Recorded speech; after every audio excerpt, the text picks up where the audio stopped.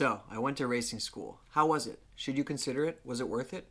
In this video, I give my full breakdown of my experience at the Bertil Roos 3-day racing school at Palm Beach International Raceway.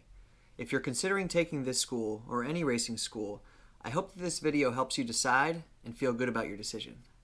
But also, you should definitely watch my full experience at the racing school in my video linked in the description. This video is going to be more of a review after the fact, whereas that video takes you along for the ride along the whole journey. Alright, before I get into the review, I realized it's taking too long trying to remember and recall everything I want to say, so I'm just going to be holding up some paper. I hope you guys don't mind. I'm new to YouTube, and rather than trying to be perfect, I just want to help you guys make the best decision, so excuse the paper in the hand. So anyways, to preface my review, I don't have anything to compare this school with. In other words, I didn't take any other racing schools aside from the Bertil Roos 3-day program, so I can't compare and contrast racing schools, but I can and will give you my honest review and experience on this particular racing school, and I still think that'll be helpful for you guys to decide whether or not this racing school is right for you, or any racing school for that matter. Okay, so first, why did I even take racing school? As I quickly learned, and I mentioned in my last video, there are many avenues into racing, and it's really about which one suits you and your life situation the best. For me, the pathway that I'm envisioning, that I'm trying to follow, is to get my SCCA license, Sports Car Club of America license, which will allow me to enter into regional and eventually national competitions and races. And to do that, one way to do that is to get schooling, a 3-day school and then a 2-day advanced school. And that's basically the reason why I'm choosing this path, to get my SCCA license. So I knew that racing school was my best bet. And I haven't raced before, so I know that I need all the schooling I can get.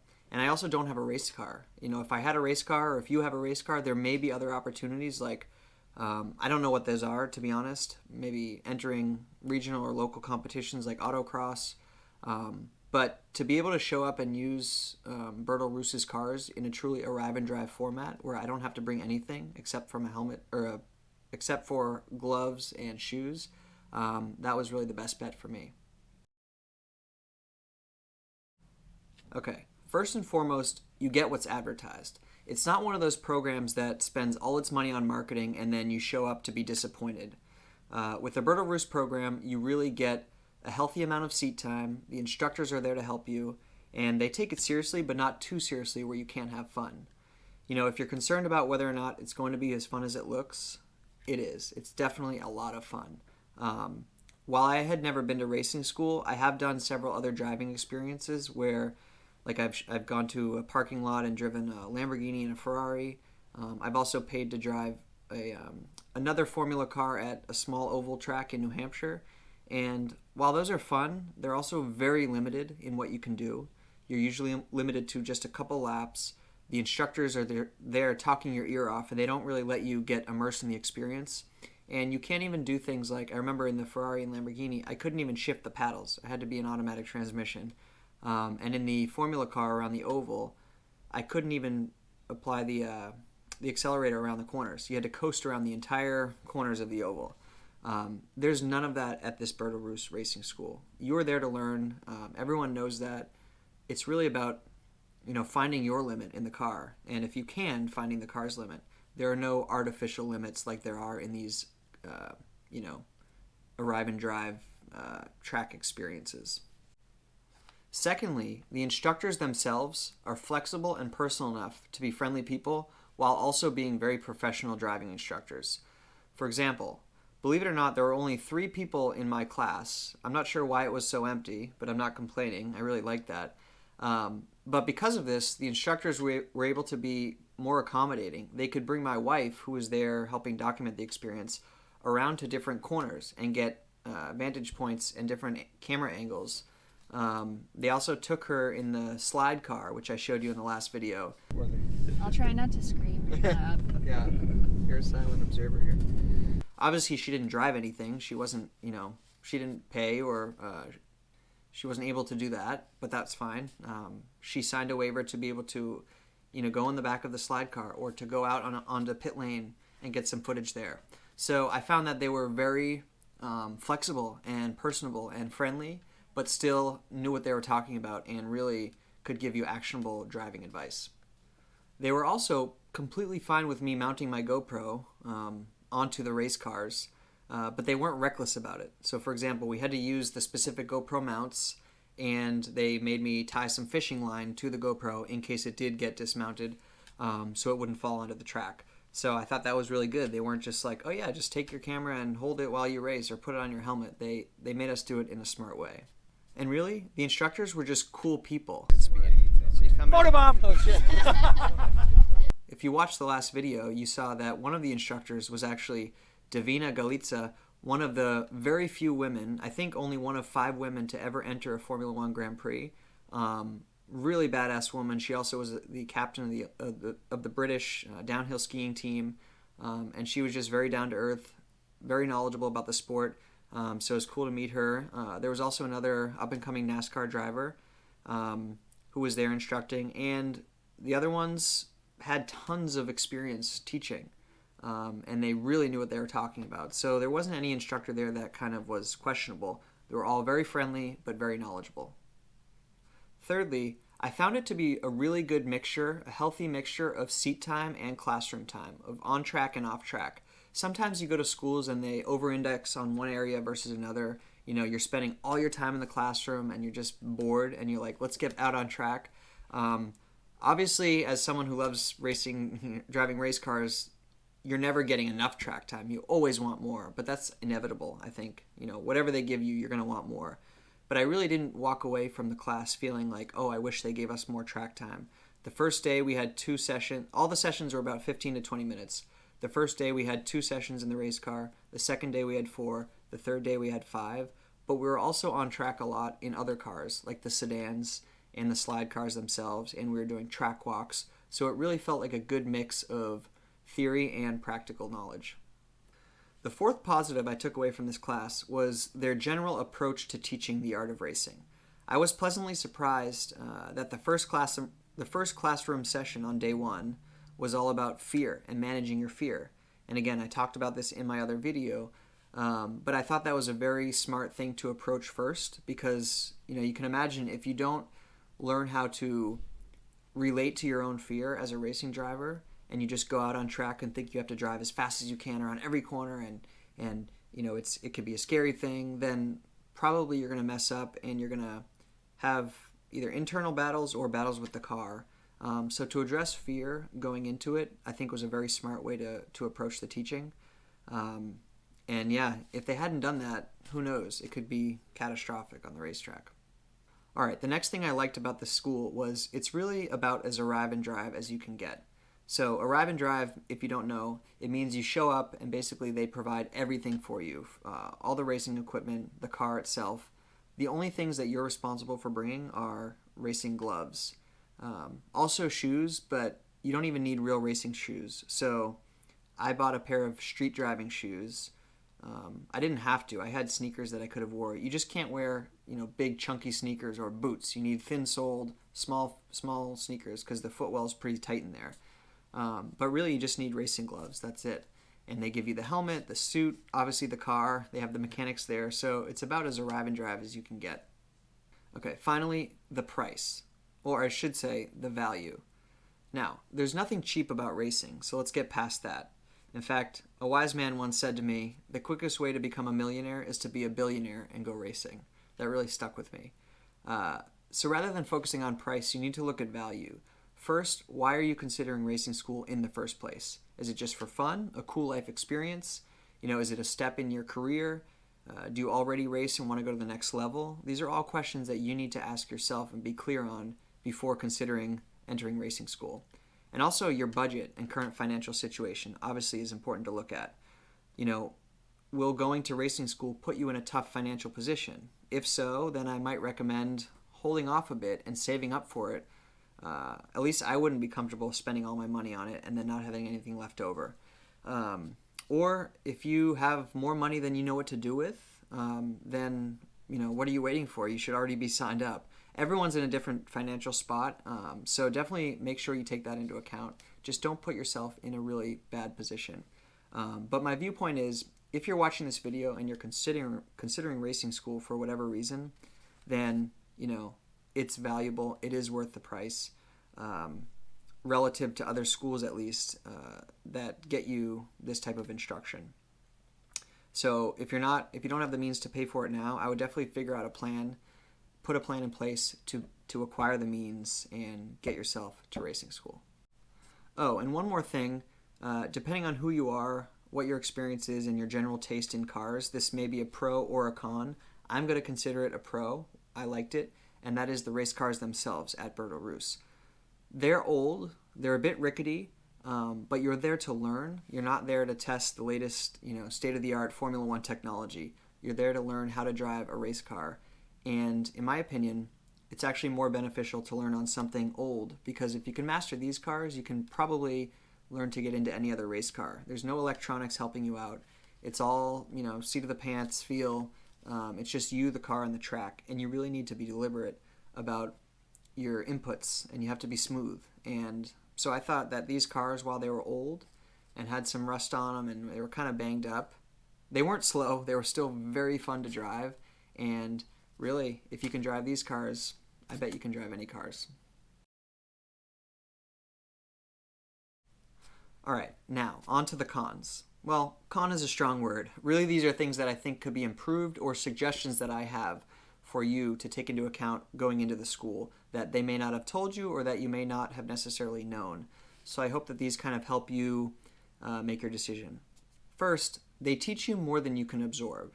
Now, this is good, but be warned that it could be bad if you're not expecting it. Know that the nature of any three-day school is compressing a lifelong activity, or in this case, a lifelong sport, into just 3 days. So way more than you can actually absorb. Of course, it's going to be like drinking from a fire hose. Definitely kind of drinking from a fire hose. It's kind of like drinking from a fire hose. There's so much. Couple that with the fact that just because you know something in your head absolutely doesn't mean you know how to translate it to proper driving technique on the track. For example, I knew about trail braking, which is carrying a little bit of brake pressure into the corner to help the front end have more grip. I knew what that was in theory, but to be able to do that on track at the limit is incredibly difficult. I knew that having good vision was important, but actually looking ahead to your turn-in point while you're coming in at 100 miles an hour and then looking across the turn while you're still getting to your turn-in point, because you need to look 2 or 3 seconds ahead of where you're going, not where you are, that's really hard to do. And that brings me to my next point. I almost wish that going into it, there was some sort of framework that they gave us on how to absorb what they taught us, because there's no way you're going to learn and master everything. So you need to go in with an open mind and recognize that you're there to learn, but not to learn everything. So I think I would have found it useful if they gave us some instruction early on, some mental priming on how we should approach the learning. For example, after each session on track, each instructor would read their notes to us. They would sit around different corners and observe our driving, and then we would all come into pit lane, and they would read their notes to us. And this was awesome, but it was also sometimes a little tough to hear advice, especially as a newbie. We weren't used to taking data from our engineers and our mechanics and our coaches and applying that instantaneously. So it was tough to know how to do that, to digest their feedback and then go right out on track and work on 4 different instructors, however many. I think there were 4 at my school, but there may be 3 to 5. They're all giving you feedback. How do you then synthesize that feedback and apply it on track? It's very difficult. So their instruction, while very actionable and clear, it sometimes differed from one instructor to another. Now, am I saying certain instructors were wrong and others were right? No, I'm not. I'm in no place to question their advice. And I think I know why they differ, because everyone has their own unique driving style. So while racing is a science, it's also a bit of an art. So it's not that either certain instructors were wrong. It's just that they had slightly different approaches and maybe different pieces of advice. Like one instructor may have braked at a different point in the corner than another, and both were right for their own driving style. So as a driver yourself, you need to take this into account when you're hearing potentially not so much conflicting, but slightly differing advice. How do you then process that and then take it back on track? That was a little bit difficult. So with that, I found that I really had to be deliberate and decide on my own what I was going to work on track and what I just wouldn't worry about. But to be honest, you're moving at such high speeds, and it's kind of information overload, especially in the first 3 days. There's so much going on, and then you're expected to work on everything at every corner. That just isn't feasible. So I think one mistake I made, and that I would try to do differently at the next school, is to really just pick certain pieces of advice and probably just ignore the other pieces temporarily, so I could really master the advice that I want to follow. Because if not, if you try to do everything, you're going to do nothing and you don't learn as much. And also, I think on one hand, it would have been nice to get real-time feedback through an earpiece. So we didn't have earpieces. When we were in the race cars, we were on our own. It would have been nice to be able to get some real-time feedback and instruction in a corner. But at the same time, if I think about it from the other perspective, it's also really nice to just be you, the car, and the track without any other distractions. Because, like I mentioned before, I've done other driving experiences where the instructor's in the car with you and they're just talking, and you don't have any time to kind of focus on what you're doing. Braking here, brake, stop. Stop completely. So maybe it's a good thing that we didn't have earpieces and that we could just come into the pit lane after each session. The next con is actually subjective, and it's back to the cars. So if budget is really no issue for you whatsoever, and you'd prefer to be in some newer Formula cars or, just newer cars in general, based on my research, there's probably other schools that offer that. I don't want you to expect the latest and greatest, state-of-the-art Formula car technology and be disappointed when you get here. Again, you're going to learn, and if anything, you may learn more on these cars. But if you do want a newer car and you have the means to spend the money on a school that provides those, then just look out for that. Okay, my final point, it's really a suggestion, is to do more pre-work than the school suggests that you do. So they send out a packet and some reading material and information. Definitely do that, but don't stop there. Luckily, this is my passion, so I found that even if I didn't know a lot about a particular concept, that they were teaching in class, I could at least follow along and recall what they're talking about from previous knowledge. For example, I highly suggest you come to the school with previous experience driving a manual, especially knowing how to rev match, or heel toe as they call it. If you're not familiar on how to downshift and rev match, then you're probably going to spend a lot of time just struggling on the downshifts themselves, and that's going to take away from your experience in other areas. So definitely become familiar with the manual transmission. Don't let that be a reason to not go to the class. You can definitely learn beforehand, but I suggest you do that. It also helps to have a basic understanding of vehicle dynamics and the weight transfer and what the car is going to do under different loads, under braking, under cornering, under acceleration. For this, I recommend reading the book Speed Secrets, which is right here. It's by a guy named Ross Bentley. He has a ton of great books on race car driving, and it's really meant for anyone at any level. It helped me a ton on just becoming familiar with certain concepts before going into the class. But yeah, if you're going to be at a serious disadvantage if you're used to throwing a street car around corners and not having any consequences. These cars are much lighter than street cars. There's no electronic system, saving you.